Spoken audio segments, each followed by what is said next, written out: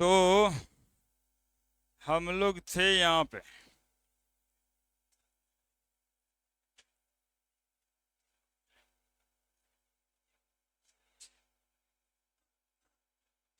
हम्म।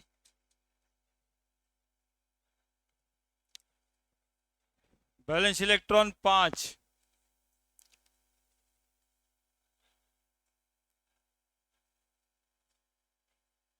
Balance electron 6। 6 में 2 structure रह गया था। बैलेंस इलेक्ट्रॉन 6 में 2 स्ट्रक्चर रह गया था, बता दें। भाग जाता है ना तुम लोग। बैलेंस इलेक्ट्रॉन 6 में 2 इलेक्ट्रॉन रह गया था। बैलेंस इलेक्ट्रॉन 6, अभी कॉपी में वही चल ही रहा होगा, जोड़ लेना, है ना। बॉन्ड पेयर 5, लोन पेयर 1, है ना। एग्जाम्पल BRF5 लिखते हैं। BRF5 एग्जाम्पल मतलब स्ट्रक्चर। अरे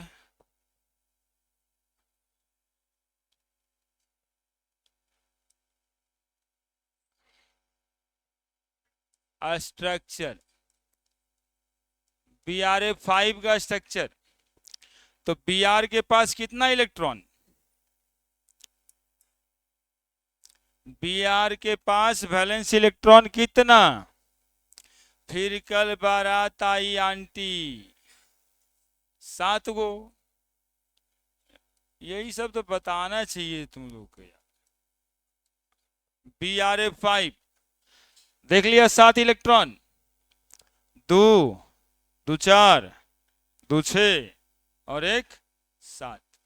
फ्लोरीन के साथ एक बॉन्ड बना दिए, फ्लोरीन के साथ, फ्लोरीन के साथ, फ्लोरीन के साथ और फ्लोरीन के साथ। फ्लोरीन को खुद ही 7 है, 1 इलेक्ट्रॉन चाहिए था उसको। 2 2 4 2 6 1 7, 2 2 4 2 6 1 7। और ये इलेक्ट्रॉन पेयर है जे क्या रह जाएगा? Lone pair. ठीक है। कैसा शेप लग रहा है? स्क्वायर पिरामिडल होना चाहिए था। कैसा? कुछ नहीं बोलेगा, सब लगता मुंह उठा के चला आता है। 6 valence electron, 6 bond pair, 0 lone pair. Molecule था SF6। स्ट्रक्चर कैसा होना चाहिए था? ऑक्टाहाइड्रल। लेकिन यदि 5 बॉन्ड पेयर और 1 लोन पेयर हो गया तो मॉलिक्यूल कैसा हो गया? Square pyramidal. बॉन्ड एंगल तो 90 डिग्री रहेगा, है ना। 5 गो पेन दीजिए, 6 गो, देखिए कैसा square pyramidal. Square pyramidal 6 pen. हमको एक डिब्बा पेन सही में खरीद ही लेना चाहिए था। सबसे देखो आ गया, 3 पेन लाई। फिर देना पड़ेगा ना दोनों को यार। देखो आए, देखो देखो कितना अच्छा स्ट्रक्चर बना रहे कलम से, अपने में लगे हुए तुम लोग। एस हम पकड़ लिए। Br, Br का 4 गो फ्लोरीन दिखाई दे रहा है आपको, 4 गो बॉन्ड। और एगो पिरामिड बनाना है। 25 तारीख आ रहा है। पिरामिड नहीं बन गया पिरामिड चारों से। एक तरफ खाली है लोन पेयर 90 डिग्री, है ना। इधर खाली है, चाहे इधर बना दो, इधर से पिरामिड बना दो तो ऊपर खाली है लोन पेयर। क्या पिरामिड समझता है ना यार? देखा है ना, यही तो है। यहां देखोगे 4 ऐसे और एगो देखोगे ऐसे, दिखाई दिया। तो BRF5 का स्ट्रक्चर कैसा होगा? Square pyramidal. चलिए हो गया, रखना। अभी एक और मॉलिक्यूल बनाना बचल, एक ही स्ट्रक्चर और बचल। 4 bond pair, 4 lone pair 2। Example है HCF4। जेनन हेक्साफ्लोराइड। ठीक है, तो देखो जेनन को कितना इलेक्ट्रॉन, इनर्ट गैस है, 8 इलेक्ट्रॉन, 4, 2 2 4 2 6 1 7, 2 2 4 2 6 1 7, 2 2 4 2 6 और 1 7, 2 2 4 2 6 और 1 7। दोनों ही तरफ कौन सा लोन पेयर कैसा दिखाई दे रहा है, square planar, bond angle 90 degree, है ना। चारे को है ही है, बाकी दोनों तो खत्म ही हो गया। ये देखो जेनन हम पकड़ लिए और 4 को फ्लोरीन, ऐसे ऐसे, है ना। और ये दोनों ही तरफ एबव द प्लेन और बिलो द प्लेन खाली है। तो चारों का बॉन्ड एंगल 90 डिग्री होगा कि नहीं होगा, क्या बोलो, होगा। अब देखो 6 इलेक्ट्रॉन पेयर में सारे देख लो, 4 तो ही देख ही लिए स्क्वायर प्लेनर, एगो लगता है यहाँ पे तो स्क्वायर पिरामिडल, और एगो और इधर लगता है SF6 में तो ऑक्टा हाइड्रल। बस इतना ही तो बात है, कैसे स्क्वायर प्लेनर कैसे ऑक्टा हाइड्रल, क्लियर। चल तो पेन रखिए, अब आप पेन का काम मेरा बांट दीजिए, जल्दी से उसी में जोड़ दो, कल जो लिखे हो, कल लिखे थे यार, कॉपी में यही स्ट्रक्चर ही चल रहा है। ये 2 को छोड़ के भाग गए थे झोला पार्टी की तरह, है ना। इससे पहले हम केवल फोटो ही बनाना सिखाएं, ये देखो फोटो बनाना ही सिखाएं, जल्दी बनाओ। फिर हिटलर एंड लंदन साहब का थ्योरी चलेगा।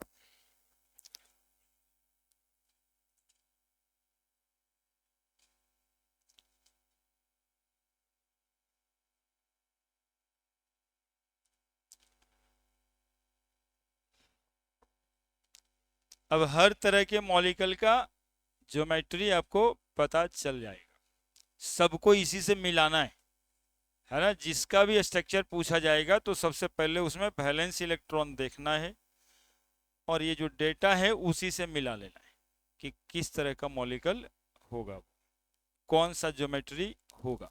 मतलब इतना ही कम ज्योमेट्री में केमिस्ट्री का सारा मॉलिक्यूल आता है। बाकी शेप किसको नहीं होता है, तो दुए एटम वाले को शेप नहीं होता है। आयनिक बॉन्ड नॉन डायरेक्शनल होता है, आयनिक बॉन्ड नॉन डायरेक्शनल होता है, नोट में लिख देना नीचे, आयनिक बॉन्ड में शेप नहीं होता है, ionic bonds are non directional.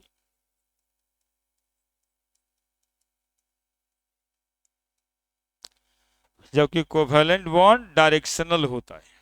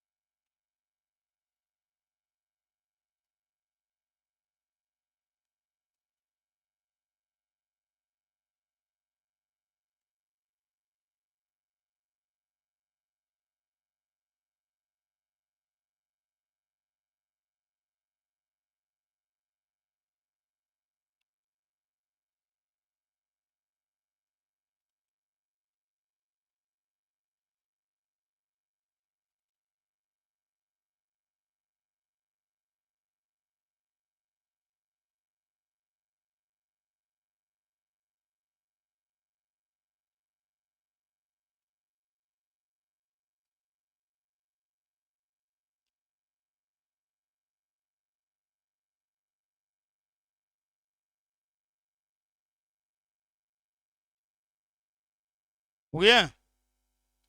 बड़े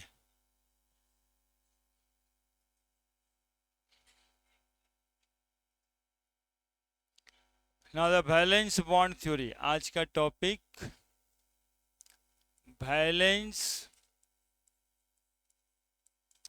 बॉन्ड थ्योरी, VBT कहेंगे इसको, valence bond theory given by Heitler and London. Heitler and London. देखो ये थ्योरी बहुत बार लिखे हैं हम, लेकिन इसका नाम नहीं लिखे थे। सुनना आज कौन सा बात हो रहा था।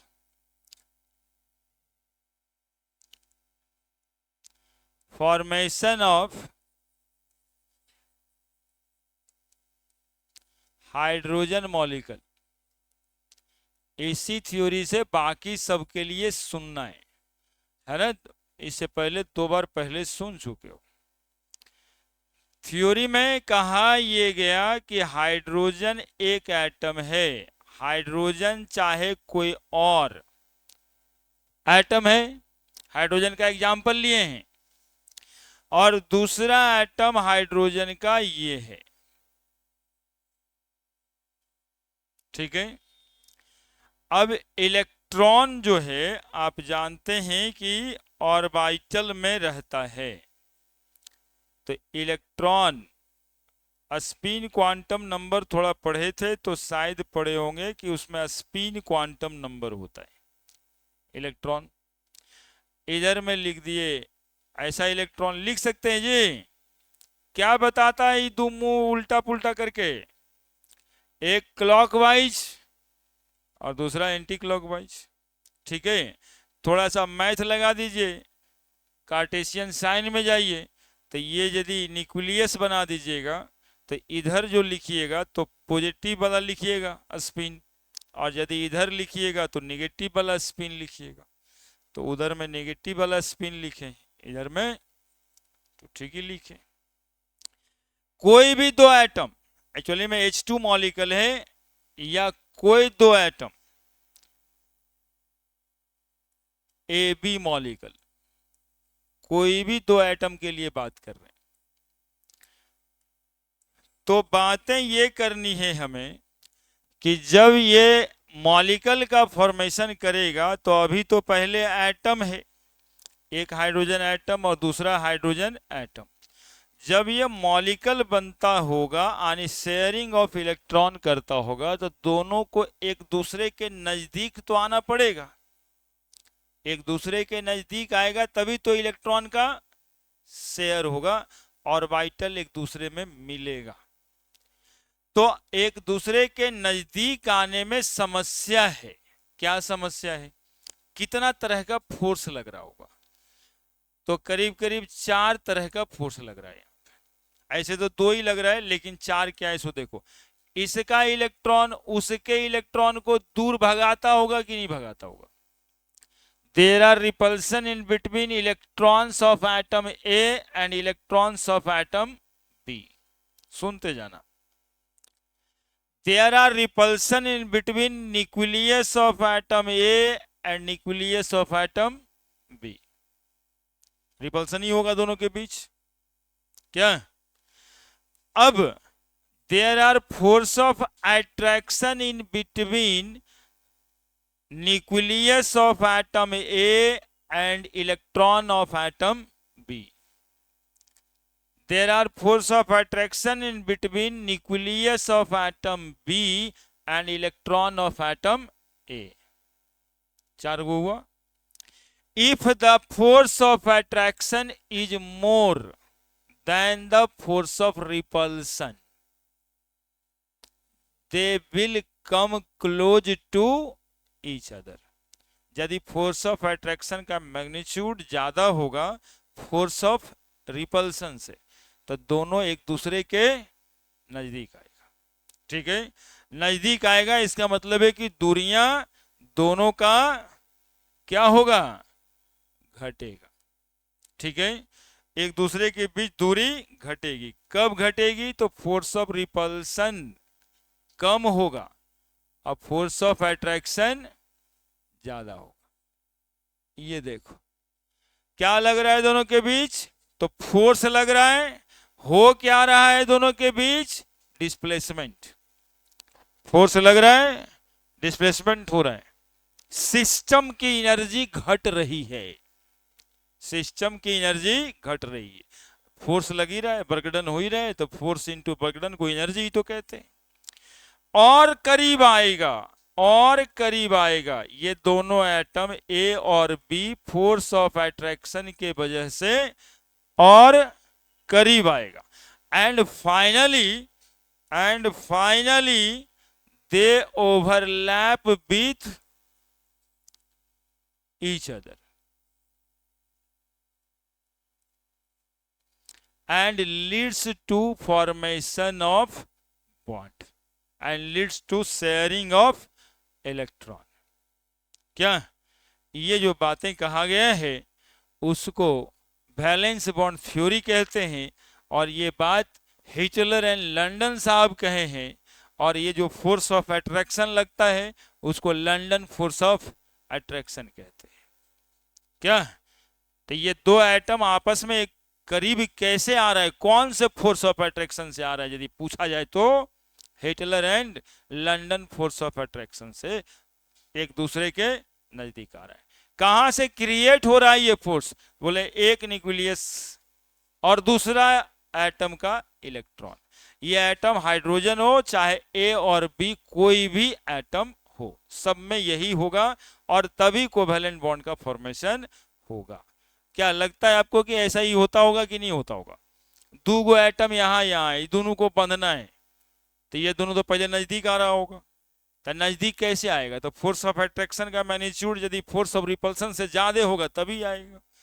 और आते आते आते इलेक्ट्रॉन का शेयरिंग किया, इलेक्ट्रॉन का शेयरिंग किया मतलब केमिस्ट्री में एक फिनोमेनन आएगा अभी जस्ट इसके बाद, इसी को कहते हैं ओवरलैपिंग, इसी को कहते हैं ओवरलैपिंग। लंदन साहब एक्चुअली में कहना चाहता है कि एटम ए का ऑर्बिटल एटम बी के ऑर्बिटल से जब ओवरलैप करता है तब जाकर के बॉन्ड का फॉर्मेशन होता है ना।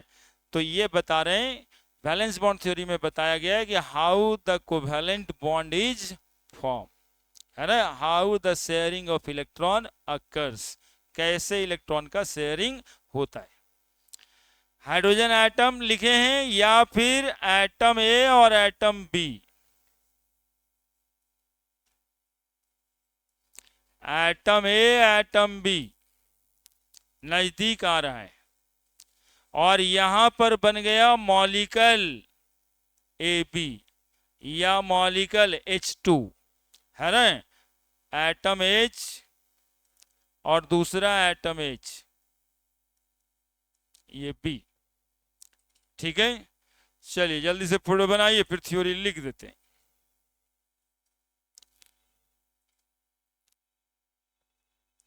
बातों को सुनने से समझ आएगा और अपने से बोलते रहते हो उसे क्या समझ में आएगा, हालांकि एक ही दो करता रहता है, ऐसे ही जनरल बात ना है, कर दीजिए।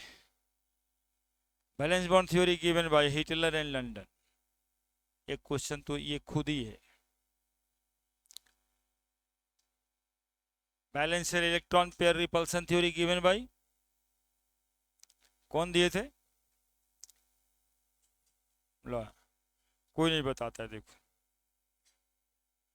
पिछले दिन वाला थ्योरी कौन दिए थे? सिग्विक एंड पॉयल।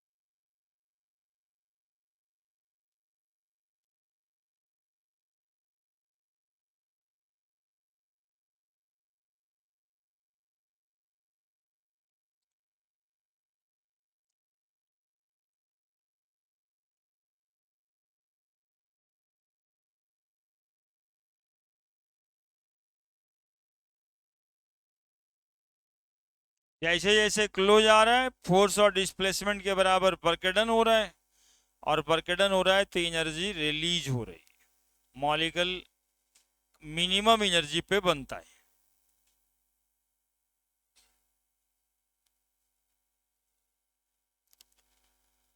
लिख दिया।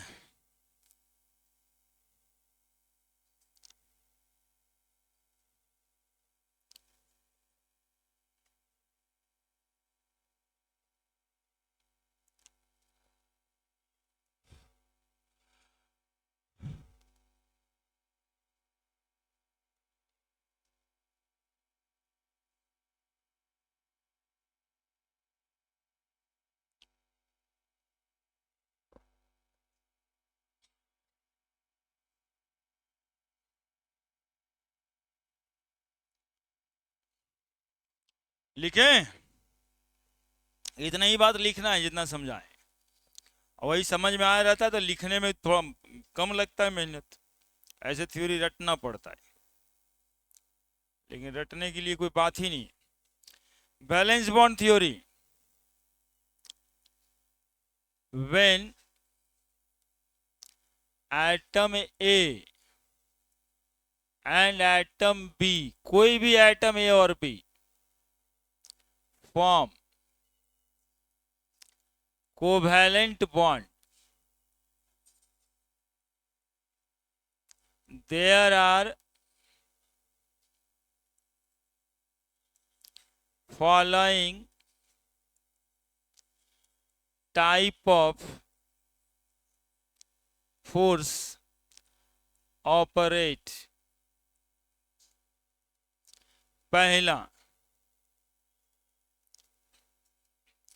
पहला, force of repulsion in between electrons, या इलेक्ट्रॉन क्लाउड भी लिख सकते, इलेक्ट्रॉन या electron cloud of A, electron cloud of atom A and electrons या electron cloud of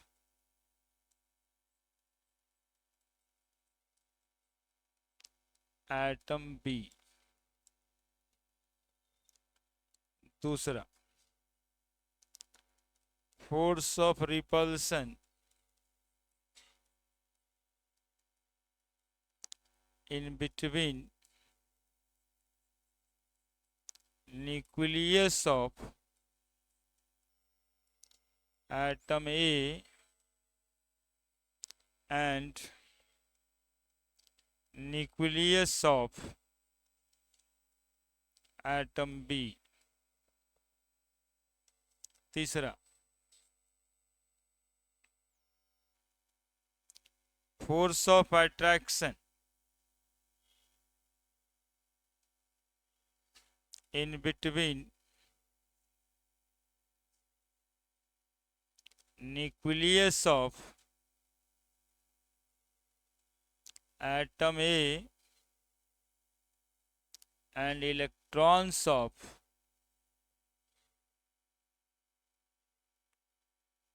atom B। चौथा, force of attraction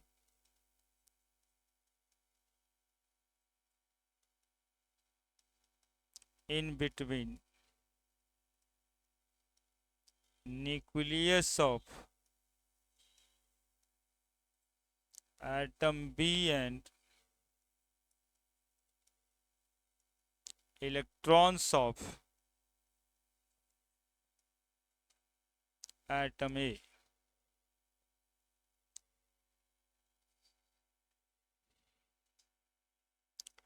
सब कुछ बिल्कुल साफ साफ है, रिपल्सन कहाँ कहाँ पे लग रहा है, अट्रैक्शन कहाँ कहाँ पे लग रहा है, लिख दिया।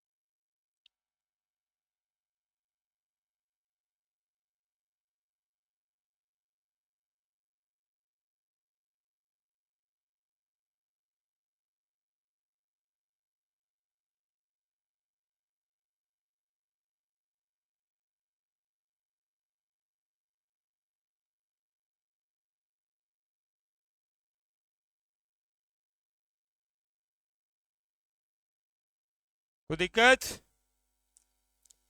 है? दिक्कत? Atom A atom B electron nucleus, समझ रहे हैं ना सब? है force of repulsion in between nucleus of atom A and nucleus of atom B. देखो एगो एटम ए और दूसरा एटम बी, ये वाला इलेक्ट्रॉन रहता है यहाँ पे, यहाँ भी इलेक्ट्रॉन, आई न्यूक्लियस, तो इलेक्ट्रॉन नेगेटिव चार्ज रिपल्सन होगा। ये न्यूक्लियस पॉजिटिव चार्ज क्या होगा? रिपल्सन होगा। वही लिखे force of repulsion in between nucleus of atom A और न्यूक्लियस ऑफ एटम बी। ठीक है, force of repulsion in between electrons of atom A atom B. ठीक है, अब अट्रैक्शन कहाँ हो रहा होगा? Force of attraction in between nucleus of atom A, इसका न्यूक्लियस, इसका electron, nucleus of atom A and electrons of atom B, और force of attraction in between nucleus of atom B and electrons of atom A. Clear है? इतना force of repulsion लग रहा होगा, ये force of attraction. ठीक है, अब इतना के बाद फोर्स होता है वेक्टर क्वांटिटी, है ना? यदि रिपल्सन लग रहा है 10 न्यूटन का और अट्रैक्शन लग रहा है 15 न्यूटन का, तो बताइए क्या लग रहा है? क्या लग रहा है बताइए? देखिए हमारी बात ही नहीं सुने। रिपल्सन लग रहा है 10 न्यूटन का और अट्रैक्शन लग रहा है 15 न्यूटन का, तो क्या लग रहा है?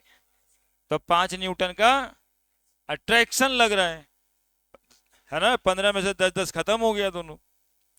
तो यहां भी वही बात हो रहा है कि apart from repulsion the magnitude of force of attraction is more, so the two atom come close to each other, है ना?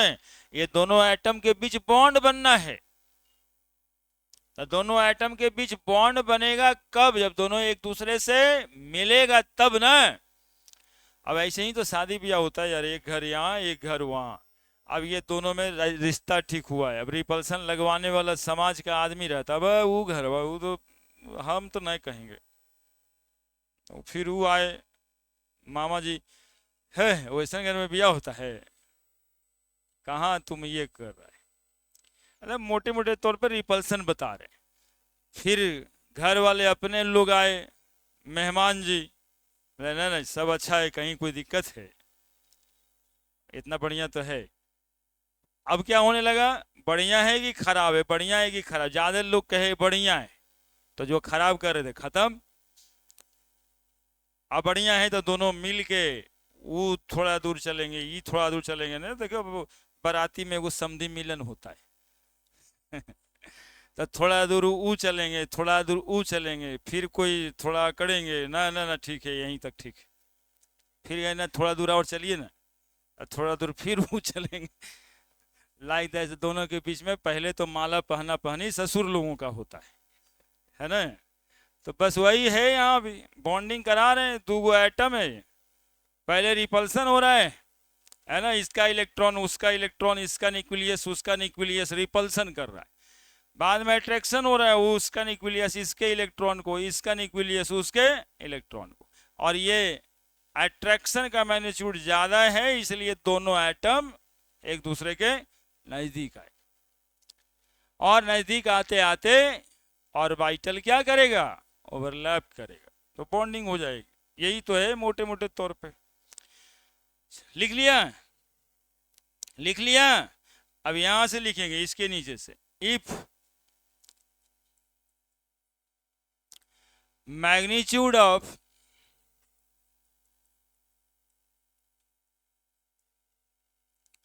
force of attraction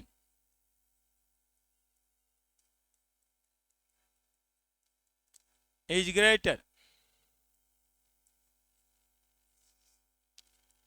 than the force of repulsion। और यदि मन में बात जाता है यदि रिपल्सन ज्यादा हो जाएगा तो फिर बॉन्डिंग वैसे एटम में नहीं होगा, है ना? बॉन्डिंग वैसे एटम में नहीं होगा। If magnitude of force of attraction is greater than the force of repulsion, two atom A and B come close to each other, come close to each other, come close to each other with release of energy. अब energy कहां से आ गया ये समझा? With release of energy, with release of energy, force into displacement, है ना। दोनों के बीच फोर्स ऑफ अट्रैक्शन लग रहा है और दोनों डिस्प्लेस कर रहा है, एक दूसरे के नजदीक आ रहा है। तो फोर्स गुना डिस्प्लेसमेंट को वर्क डन कहते हैं, वर्क डन को एनर्जी कहते हैं। एनर्जी रिलीज हुआ, है ना, है ना। वो दोनों घर में जो बिया हो रहा था वहां भी एनर्जी रिलीज हो रहा था। आप पता कीजिए कि अब वो जानना चाह रहे हैं कि बारात आने के लिए गाड़ी उड़ी कर रहा है कि नहीं। मालूम चल रहा है गाड़ियों कर लिया, कपड़ों सब खरीदा गया, तब तो ऐबे करेगा, तब हम भी हलवाई को जाकर के पैसा दे देते हैं। दोनों तरफ से एनर्जी रिलीज होता है ना। If magnitude of force of attraction is greater than the force of repulsion, two atom A and B come close to each other. और ऐसा होने से क्या हो जाएगा? With release of energy, finally they overlap, है ना, या दियर और बाइचल, और क्लोज लिखें बात, फाइनली दियर और बाइटल overlap with each other, with each other, sharing of electron occur, sharing of electron occur in between two atoms, and hence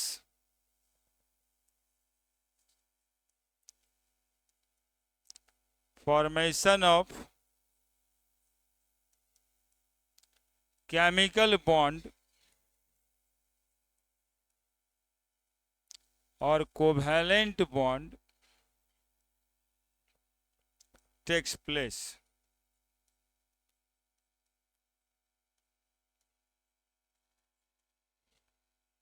है ना। बाद में वो जो the net force of attraction, the net force of attraction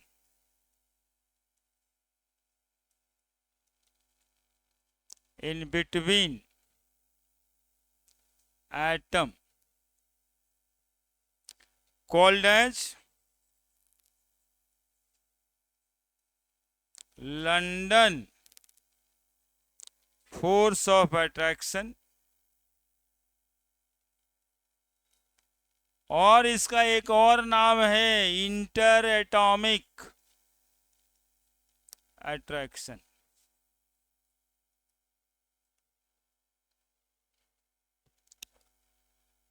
अब पूछा जाता है कि कोवेलेंट बॉन्ड बनता है या केमिकल बॉन्ड बनता है तो एनर्जी क्या होता है, रिलीज होती है या एब्जॉर्ब होता है। यानी phenomenon of bonding is exothermic और एंडोथर्मिक। लिखो लिखो और बात को सोचते रहो, एक आध बात छोड़ देते हैं ताकि सोचते रहो, दिमाग उधर ही रहे।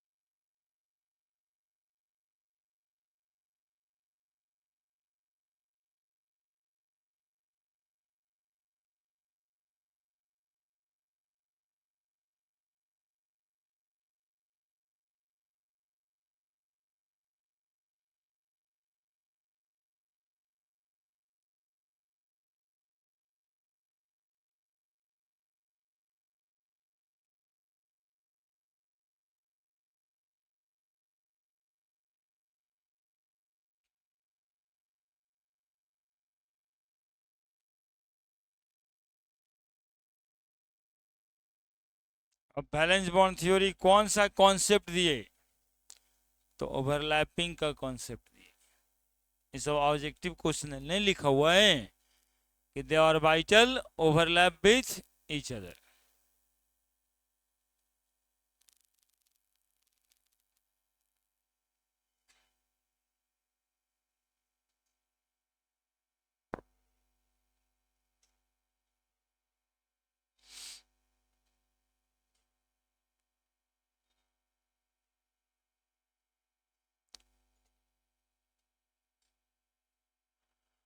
लिख दिए?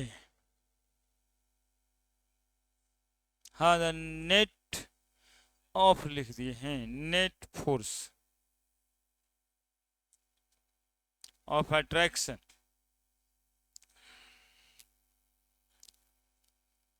को लंदन फोर्स ऑफ अट्रैक्शन कहेंगे या inter atomic force of attraction कह सकते हैं।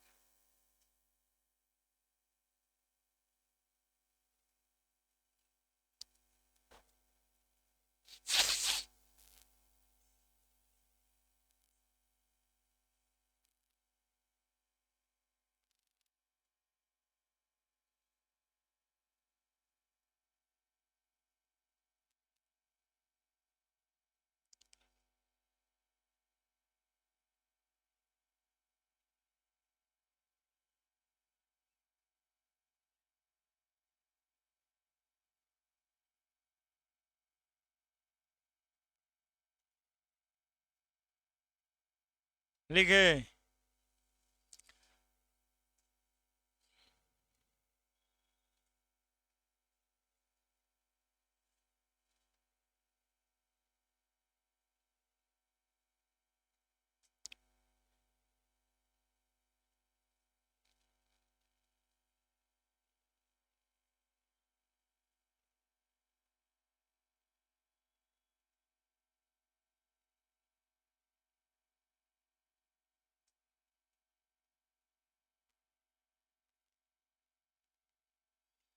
Phenomenon of bonding exothermic phenomenon या इंडोथर्मिक फेनोमेनन। देखिए इसी थ्योरी में ये सब बात लिखा हुआ है जो हम पूछ रहे हैं। देखिए क्या लिखा हुआ है, close to with release of energy. तो रिलीज ऑफ एनर्जी तो एक्सोथर्मिक नहीं हुआ क्या? मतलब इतना भारी चीज काहे लगता है पढ़ाने, मतलब इतना भारी नहीं होता जितना भारी मन से तुम लोग बैठल रहता है। रिलीज ऑफ एनर्जी लिख के पूछ रहे हैं कैसा फेनोमेनन है, तो कुछ नहीं बोल रहे, एक्सोथर्मिक है। अरे शादी ब्याह भी जो होता है ना गांव घर में, मतलब सब जगह होता है, शहर में थोड़े नहीं होता है, वो कैसा फेनोमेनन है? एक्सोथर्मिक, एनर्जी ही रिलीज होता है। लड़का वाला अलग रिलीज करते रहते हैं, बाराती ला करके बम पटाखा कितना बाजा बाजा, और नहीं यदि पार लगा तो मामा जी और फूफा जी नागिन डांस करने लगते रोड पे। एनर्जी रिलीज कर रहे हैं, हर तरीके से एनर्जी रिलीज कर रहे हैं। और उधर लड़की पक्ष वाले भी लोग सबको खिला पिला के पैसा का खर्च कर रहे हैं। अब बताओ, दोनों परिवार तो पैसे का खर्च किया खाली, और दोनों परिवार अब मिनिमम एनर्जी पे आ गया। बोला अब नहीं कुछ होगा, 1-2 साल अब शांति से रहे दो, है ना, हम भी कर लिए, वो भी हो गया, अब काम हो गया, अब शांति से रुको थोड़ा। That is a stability, molecule की स्टेबिलिटी हो जाती है मिनिमम एनर्जी पे। सब बात तो इसे कॉमन एग्जांपल से समझ सकते हैं, है ना। और यहाँ लिखा भी है कि 2 एटम आएगा, फोर्स ऑफ अट्रैक्शन होगा, वर्क डन होगा, एनर्जी का रिलीज होगा। दूसरा ऑब्जेक्टिव इससे निकल के आ रहा है कि वैलेंस बॉन्ड थ्योरी कौन सा कॉन्सेप्ट दिए, देखो वो लिखल है, फाइनली दियर और vital overlap with each other, sharing of electron occurs in between 2 atom, hence the chemical bond या covalent bond formation takes place। Covalent क्या लिखे, formation of covalent bond takes place. तो सब बात यही है, इसी से ना ऑब्जेक्टिव निकालेगा, हालांकि वो पॉइंट भी हम लिख देंगे। और जिस फोर्स ऑफ अट्रैक्शन से जो एटम साथ आया, उस फोर्स ऑफ अट्रैक्शन को क्या कहते हैं? London force of attraction. ऐसे ही ना किताब कॉपी पढ़ोगे, ऐसे ना थ्योरी पढ़ोगे, अब वो समझ रहा नंबर 10 वाला जो तुमको आएगा क्वेश्चन की राइट वैलेंस बॉन्ड थ्योरी। अब उसमें तो ऑब्जेक्टिव क्वेश्चन बनेगा। अब इसमें देखो 3 ऑब्जेक्टिव क्वेश्चन दिखा दिए तुमको क्या। तो अगला पॉइंट हमारा होगा ऑब्जेक्टिव वाला,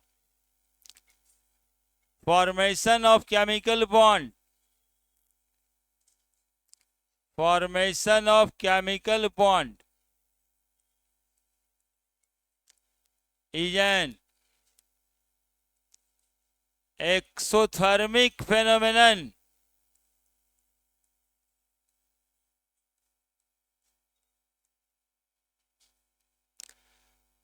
है ना।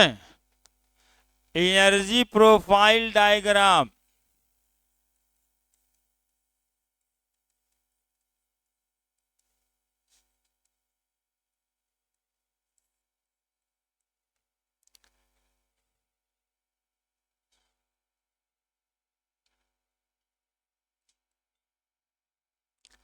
पहले 2 एटम यहां पर एनर्जी पे था,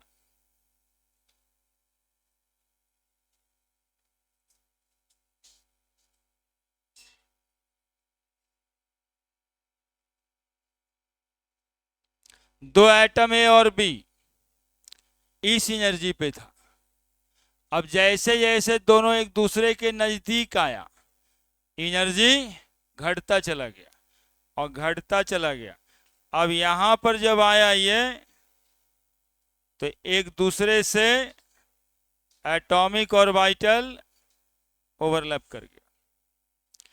तो इस एनर्जी से इस एनर्जी आने तक इतना अमाउंट ऑफ एनर्जी, ये एनर्जी और ये इंटर एटॉमिक डिस्टेंस,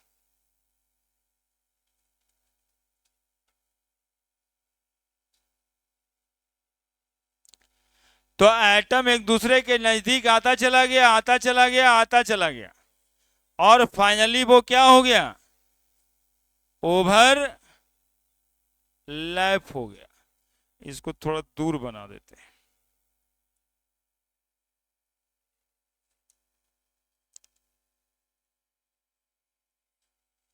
देखो बाबू, फिर से एक और बता रहे हैं, वही थ्योरी है, उसी में से निकाल के ये ग्राफ बनाए हैं। इसको बोलते हैं एनर्जी प्रोफाइल डायग्राम। क्या है डायग्राम में, 2 एटम पहले अलग अलग था, तो मान लिए कि इतनी एनर्जी पे था, 400 जूल रहा होगा, मान लो एगो दिमाग में मोटे मोटे तौर पे, कितना जूल, 400 जूल। हमने कहा कि दोनों के बीच में इसका न्यूक्लियस इसके इलेक्ट्रॉन को अपने तरफ क्या कर रहा होगा, अट्रैक्ट कर रहा होगा। ये दोनों एक दूसरे के नजदीक आया, तो फोर्स तो लगाया ना बाबू, और डिस्प्लेसमेंट हुआ ना, तो force into displacement is equal to work done, the energy will be release. और दोनों एक दूसरे के नजदीक आने लगा, नजदीक आने लगा, नजदीक आने लगा, और नजदीक आया। अब यहां पर क्या हो गया, ओवरलैपिंग। ओवरलैपिंग का मतलब क्या, बॉन्ड फॉर्मेशन, एक दूसरे पे इस तरह से ओवरलैप करेगा।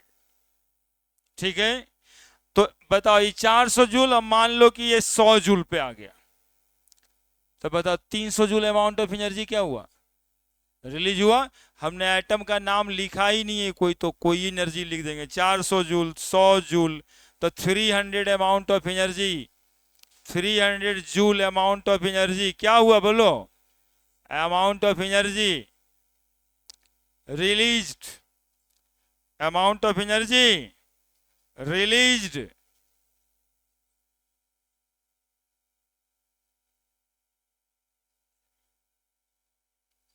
चार सौ जूल लिखे, लेट किए हैं, ये कहां से लिख दिए सर, नहीं बाद में कॉपी खोल करके आप कहते हैं सर कहां से लिख दिए, कहां से आया 400 जूल। हम मान लिए कि ये ज्यादा एनर्जी पे है, आप 1400 मान लो, 1000 मान लो, कुछ भी मान लो, लेकिन एनर्जी तो घटा। Formation of chemical bond is an exothermic phenomenon.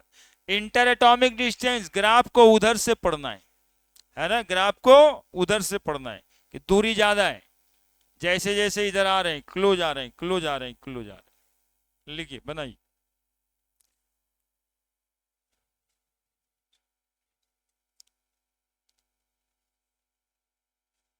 पढ़ ले भाई, पढ़ ले, कितना रोज डांटते रहेंगे, पढ़ ले। अब छोड़ देंगे, क्या करेंगे? कुछ करो। देखो वो पीछे बच्चा बैठा, आज तक किसी से बोला है वो? कभी हल्ला में शामिल नहीं रहता है, सब बात सीखता है। आइडियल बच्चा है ना, उसको देख के लोगों को सीखना चाहिए। तो एक आध वो है कि उसी को सिखा देगा धीरे धीरे।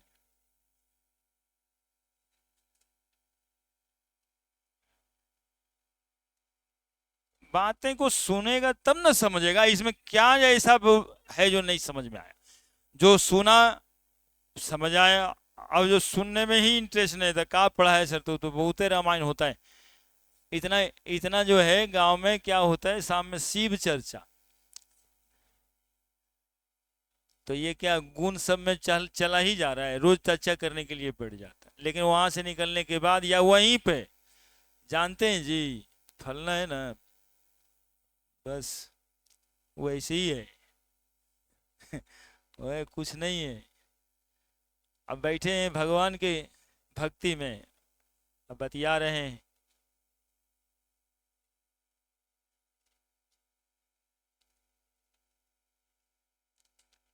ये सब उससे सीखना समझना चाहिए, ये करना है, ये नहीं करना है।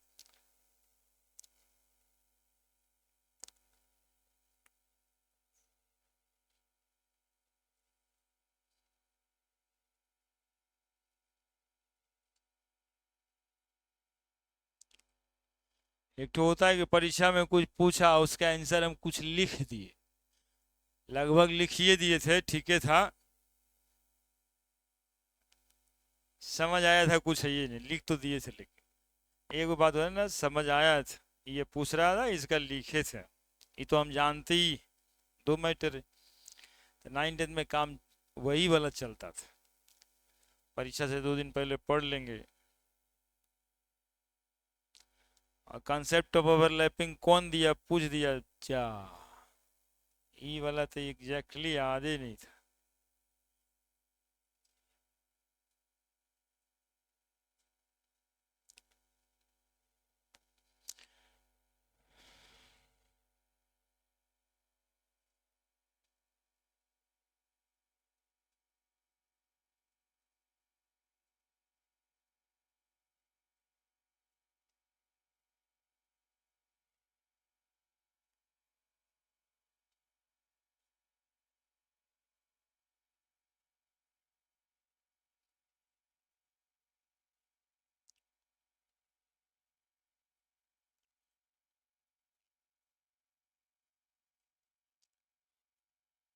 ये energy profile diagram for bond formation है। ये किसका है ऐसा नहीं है, कोई भी बॉन्ड फॉर्मेशन, किसी भी दो एटम के बीच बॉन्ड बनेगा इसी तरह से बनेगा।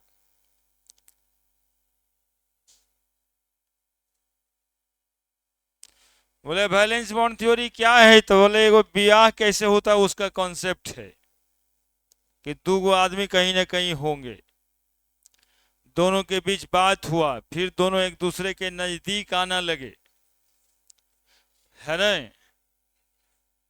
बहुत रिपल्सन था, लेकिन कुछ अच्छा कहने वाले भी थे। अब अच्छा कहने वाले ज्यादा हो गए, तब बात आगे बढ़ गया। तब बात जब आगे बढ़ा तो फिर सर सामान खरीदाया, पैसा का खर्च हुआ, और नजदीकी बढ़ा। पूरा जब बाराती गए तो इतना खर्चा हुआ कि मत पूछिए। फिर समधी मिलन हो गया, बॉन्डिंग हो गया। बैलेंस बॉन्ड थ्योरी यही तो बताता है।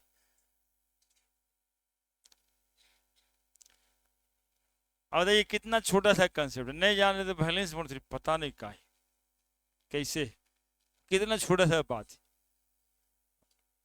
दो गो आइटम, इधर है दो गो item.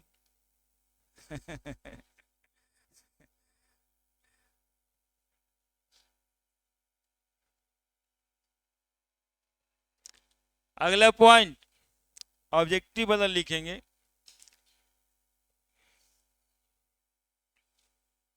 Valence bond theory leads to concept of overlapping of atomic orbital. एगो तो लंदन फोर्स लिख ले था उसमें।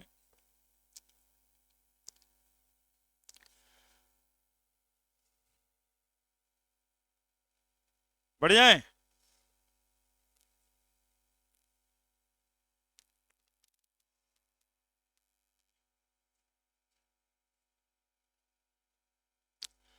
वैलेंस बॉन्ड थ्योरी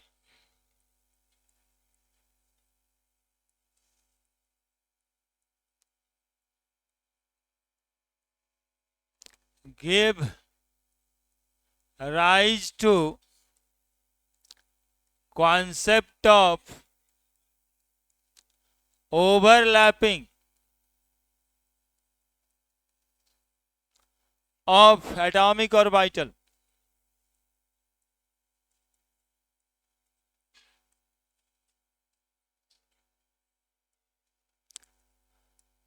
अब हम लोग को ओवरलैपिंग ऑफ एटॉमिक ऑर्बिटल पढ़ना है। Overlapping of atomic orbital. एक बार हम जरा एटॉमिक ऑर्बिटल की चर्चा कर रहे हैं, नाम बता दें। एटॉमिक स्ट्रक्चर में एटॉमिक ऑर्बिटल पढ़े थे। S orbital, P orbital, D orbital और एफ ऑर्बिटल है ना। तो एटॉमिक ऑर्बिटल पहले जान लेंगे तब ना ओवरलैप कराएंगे। सुनिएगा, एटॉमिक ऑर्बिटल्स, एटॉमिक ऑर्बिटल थोड़ा याद करा दे रहे हैं, ये आप पढ़े हैं पहले। एस ऑर्बिटल कैसा होता है? गोल, स्फेरिकल। पी ऑर्बिटल 3 तरह का होता है, याद है आप लोगों को?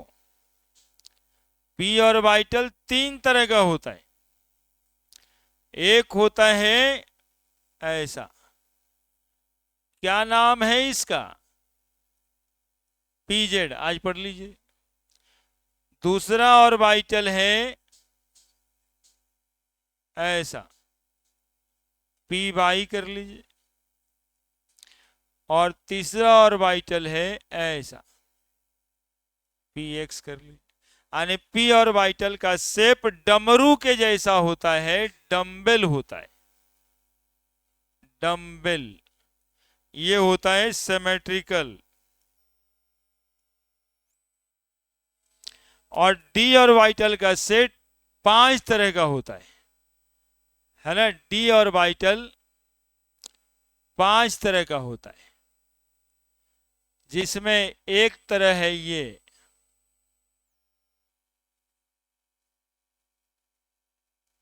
इस पर एक्स लिख देंगे, इस पर वाई लिख देंगे, क्या हो जाएगा नाम? D x y.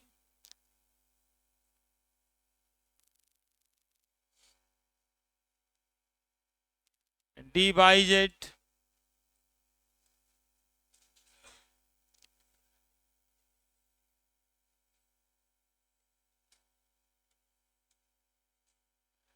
D x Z.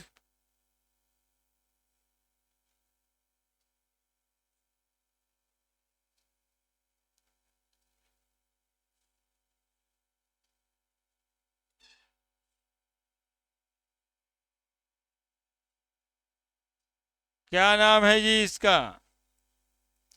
D x square by square.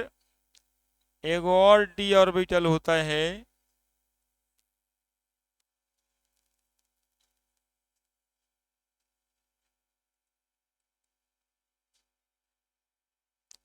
D Z square. F का तो कोई शेप होता नहीं है। अब ये सब ओवरलैप कैसे करेगा ना, इस टॉपिक में ये पढ़ना है ना। ये सब ऑर्बिटल ओवरलैप कैसे करेगा एक दूसरे ऑर्बिटल से, ये पढ़ना है। Concept of overlapping, overlapping of atomic orbital. Heading बना दीजिए, ओवरलैपिंग ऑफ एटॉमिक ऑर्बिटल। अरे फूल नहीं है, इसमें इलेक्ट्रॉन रहता है भागते दौड़ते, है ना। इसमें क्या रहता है? इलेक्ट्रॉन इस शेप में दौड़ता भागता रहता है। इसलिए कहते हैं इस सब का नाम p x p y p z. S और वाई चलता था, क्या दौड़ते रहता था? इलेक्ट्रॉन है ना दौड़ता था।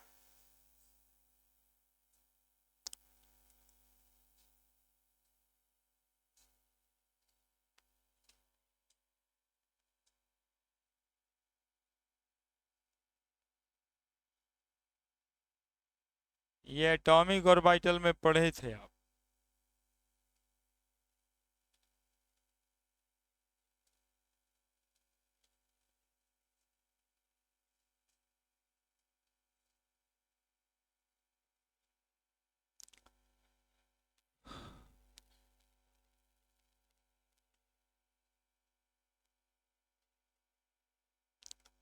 बनाइए, आपको फायदा इससे यही होता है कि क्वेश्चन पूछता है कि डी एक्स वाई में कै गो लोब होता है, तो 4 गो दिख रहे हैं। डी जेड स्क्वायर में कितना लोब होता है, तो 2 गो होता है, दिख रहा है। D x square by square और डी एक्स वाई में क्या अंतर है? तो D x square by square axis पे है और डी एक्स वाई प्लेन में है। ये सब दिखाई दे रहा है, एक्सिस प्लेन, यही सब में अंतर है, और क्या है? पूछता भी वैसे ही सब है।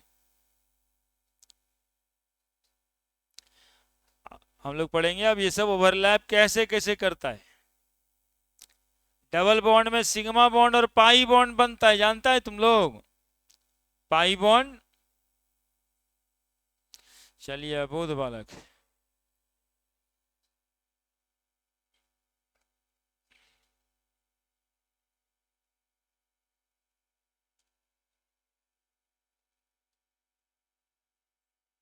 जब आरामा वाला बच्चा का सिलेबस खत्म हो रहा है ना, तो कहता है ना सर अभी खत्म कर दीजिए, जनवरी में पढ़ने लेंगे अपने, जनवरी से शुरू करेंगे। हम कहते 14 जनवरी तक मत करना, खरमास है।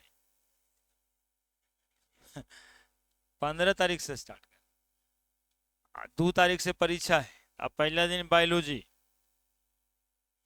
12th में पहला चैप्टर रिप्रोडक्शन। आप बताइए वो रिप्रोडक्शन छोड़ के फिजिक्स केमिस्ट्री पढ़ेगा? तो 15 से 30 तारीख तक रिप्रोडक्शन पढ़ते रहेगा बायोलॉजी। फिर दूध से जो गैपवा मिलेगा एक एक दो दो दिन का, उसी में ना फिजिक्स केमिस्ट्री। कहीं यदि आज तक नहीं पढ़ले रहेगा, रिवीजन के लिए खाली लिख लिख के रख ले रहेगा, तो 2 तारीख के भी कह देगा भाई को, अपना छोटका भैया को, अरे अभी हम सो रहे हैं 7 बजे, 10 बजे उठा देना, कल परीक्षा है मेरा, 10 बजे रात से भोरे तक पढ़ेंगे। जब छोटका भैया कहेगा भैया भैया उठ जाइए ना, अब 10 बज गया, नींद से तो भरल है, 10 बजे कौन उठता है? तो बोलेगा अच्छा ठीक है, हम 1 आध 2 घंटा और सूत के उठ जाएंगे, तू सूत जो। अब छोटा भैया का तो स्कूल जाना है, भोरे 4:30 5 बजे उठ के तैयार होता है, देख रहा है भैया अभी तक सूत ले। फिर बोला भैया भैया परीक्षा है 8 बजे से 10 बजे से।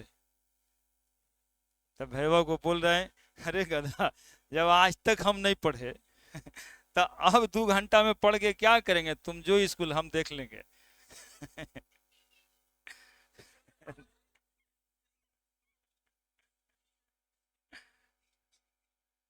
ऐसे भी होता है, एक रहमा से बरहमा, बरहमा के बाद परीक्षा दिन तक बता दी। इसलिए कहते रहते हैं कि जितना अभी पढ़ना है उतना आज खत्म कर देना चाहिए, उससे पहले सब खत्म हो जाना चाहिए, अप टू डेट रहना चाहिए। सब सोचना ये कोई खराब काम है जो सोच रहे हैं कि तैना से करेंगे।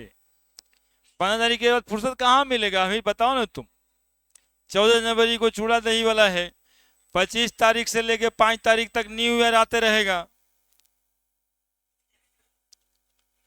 कब पढ़ेगा? 25 तारीख जैसे कि माहौल जो है, व्हाट्सएप यूनिवर्सिटी है, फेसबुक कॉलेज है, तो ये सब कॉलेज वाला अब तुरंत स्टार्ट कर देगा, happy new year, happy new year, है ना? तो मूड बना देता है आदमी का, अच्छा अच्छा न्यू ईयर आ रहा है अब। तो 25 तारीख हैप्पी क्रिसमस, उसके बाद मैसेज ठोक देगा एकदम न्यू ईयर। तब 25 तारीख से लेके 5 जनवरी तक कौन पढ़ता है? देखिए, पार्टी दे देंगे यार अगले दिन। अगले दिन, हाँ अगले दिन, अगले दिन, अगले दिन। हाँ देखते हैं।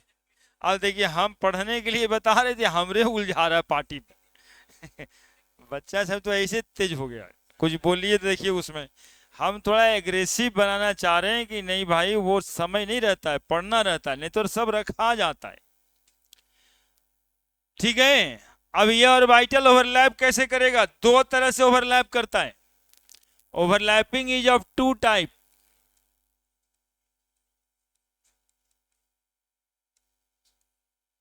ओवरलैपिंग दो तरह का होता है। एक ओवरलैपिंग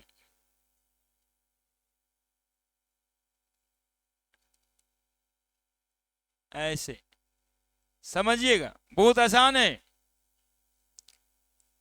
कुत्ता का पूछ हो गया है। Mid way overlapping.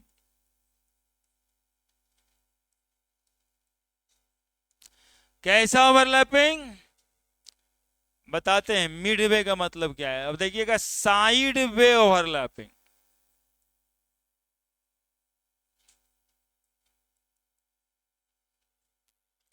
Head on overlapping भी इसका नाम है, head on. Head on overlapping.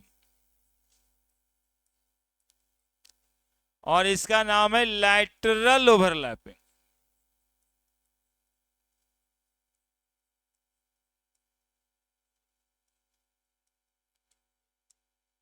Head on overlapping, lateral overlapping. कैसा ओवरलैपिंग? हेड ऑन और lateral. Side way overlapping, mid way overlapping. देखो, अभी देखे थे ये वाला, यहां पर, यहां पर, यहां पर न्यूक्लियस होता है।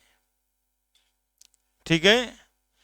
तो इधर और इधर, इसको बोला जाता है इंटरन्यूक्लियर डिस्टेंस। क्या बोलते हैं? हाँ, या इंटरन्यूक्लियर एक्सिस। जो डिस्टेंस हो गया, अब दो को मिलेगा तब बताएंगे इंटरन्यूक्लियर एक्सिस। इसमें भी न्यूक्लियस होगा, तो इसका जो है ना, सब इंटरन्यूक्लियर एक्सिस ही है। ये कहीं से मिल जाए तो उसको क्या कहेंगे? इंटरन्यूक्लियर एक्सिस ही कहेंगे। ये कहीं से मिल जाए, इसको क्या कहेंगे? इंटरन्यूक्लियर एक्सिस ही कहेंगे। लेकिन ये वाला यदि ऊपर और नीचे किसी दूसरे से मिलेगा तो उसको इंटरन्यूक्लियर एक्सिस नहीं कहेंगे। ये है इंटरन्यूक्लियर एक्सिस। तो अब डिफिनीशन देते हैं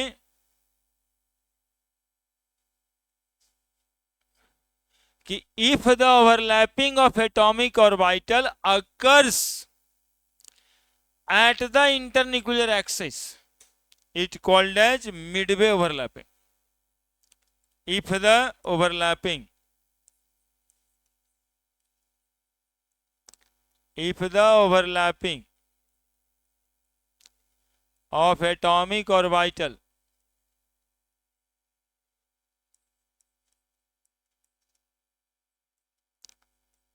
takes place on internuclear axis,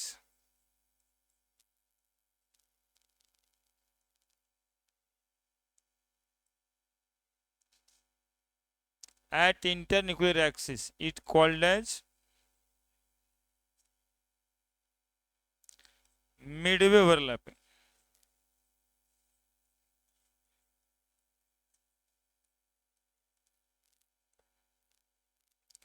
If the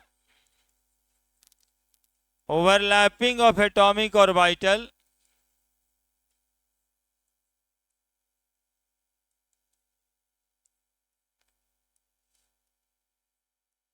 occurs at perpendicular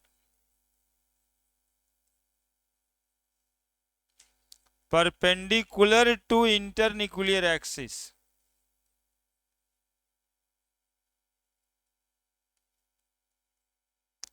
it called as side में ओवरलैपिंग और लैटरल ओवरलैपिंग।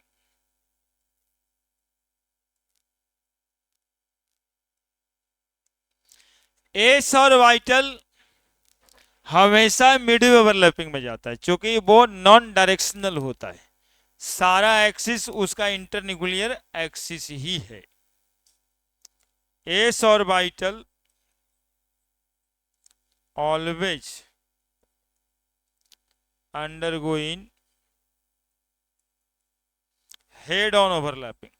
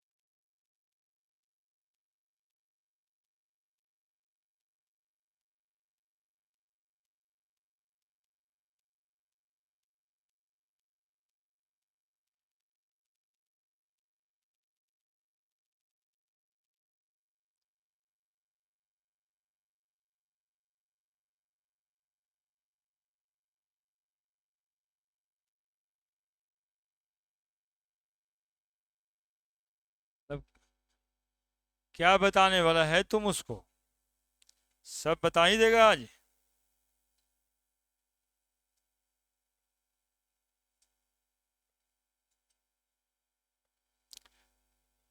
दो पॉइंट और फिर फोटो।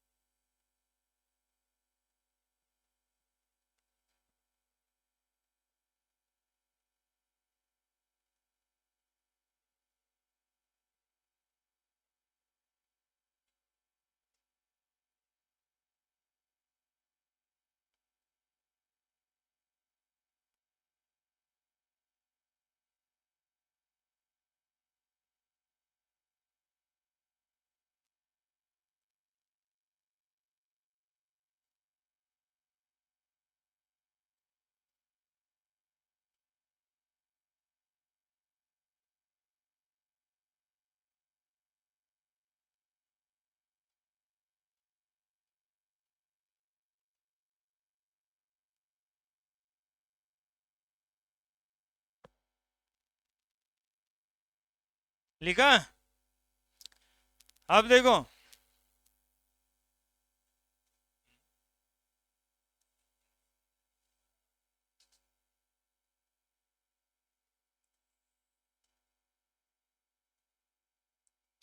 मिडवे ओवरलैपिंग जो होगा उसका ओवरलैपिंग का एक्सटेंट ज्यादा होगा। एक्सटेंट ऑफ ओवरलैपिंग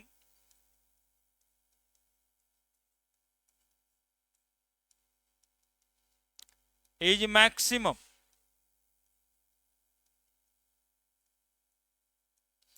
इसका extent of overlapping minimum.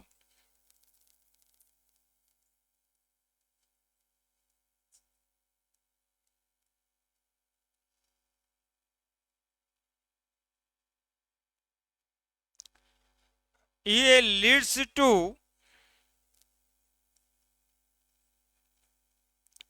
formation of a strong bond called as sigma bond। Midway overlapping होता है तो कौन सा बॉन्ड बनेगा? Sigma bond. इसका एक्सटेंट ऑफ ओवरलैपिंग मिनिमम है।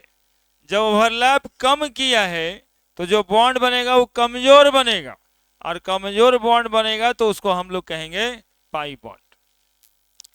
leads to formation of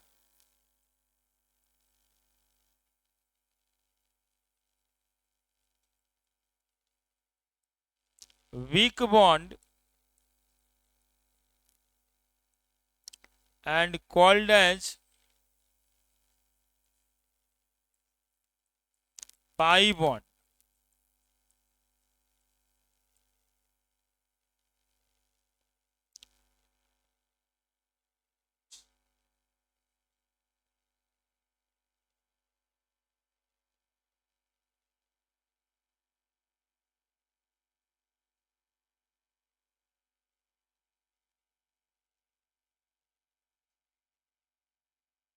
extend, overlapping का हद, कितना पार्ट ओवरलैप करेगा। एगो हुआ एक दूसरे से पूरा गले मिला, एक बात हुआ कि एक दूसरे को छू छू के भाग गया, तो वो छुआ छुई खेल रहा है, ये पूरा गला मिल रहा है। तो छुआ छुई खेलने वाले का स्ट्रेंथ कम है, एक्सटेंट कम है और कमजोर बॉन्ड बनाएगा, और ये पूरा गला मिला है।